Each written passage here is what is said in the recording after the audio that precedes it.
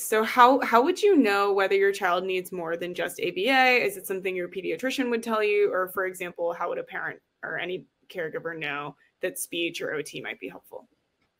Yeah.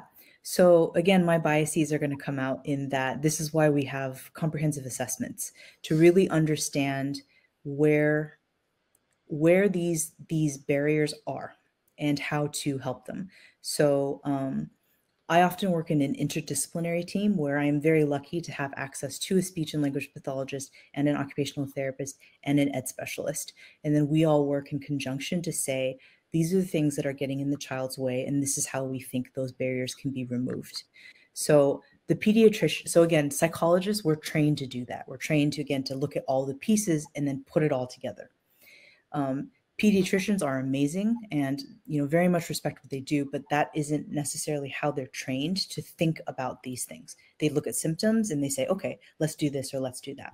And so working with a team and working with a psychologist can be really helpful to, again, operationalize the problems, to say, okay, this is the impact of functional communication, which would be speech. This is the impact of sensory motor issues or regulation, which would be OT. This is the impact of emotions. And then from there, develop a comprehensive plan.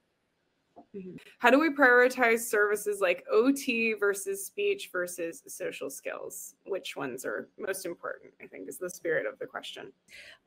It can be very overwhelming to try to kind of prioritize everything. What we always say is, again, regulation is at the base. So you need to be well regulated in order to be able to learn things. And so what we often suggest is looking at whether or not a child is more, or an individual is more dysregulated. And OT can help, again, with making more sense of sensory information. So again, your body is more efficient in being able to be accessible.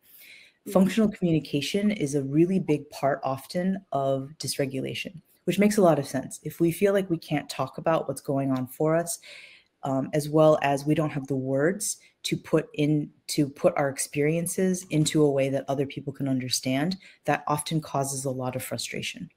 And so often we talk clinically about making sure that the regulatory systems are working correctly and that the individual has a way of communicating functionally, and prioritize it this way. Mm-hmm. Great. And then social skills are on top of that. Emmy, in your opinion, what are some of the best therapies or interventions that help children improve their ability to regulate their nervous systems? Yeah, so working with a skilled occupational therapist, honestly, is really, really helpful. And so specifically, sensory processing is something that some occupational therapists are trained in, because everyone has different specialties. And so occupational therapists can be really, really helpful. There are lots of other therapies as well, like mindfulness types of things, mindful movement, yoga, those kinds of things. Again, helping a person become more attuned to what's going on for them inside and how that links to their behaviors is a key part of that. And so this can be done through an occupational therapist. This can be done through a clinical psychologist or a mental health clinician who does kind of that mindful movement types of things as well.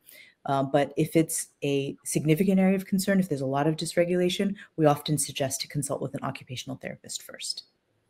Awesome. Super helpful. From Chris, are there differences between the types of services that schools provide versus what people typically get outside of school? Yeah. So schools focus on helping a child access the curriculum. And so the services that are offered through school are much more narrow and specific in scope. And so a lot of times parents are like, well, but they're not always at school. So we want to be able to expand these skills outside of just what we would use in the classroom, even though those things are very important.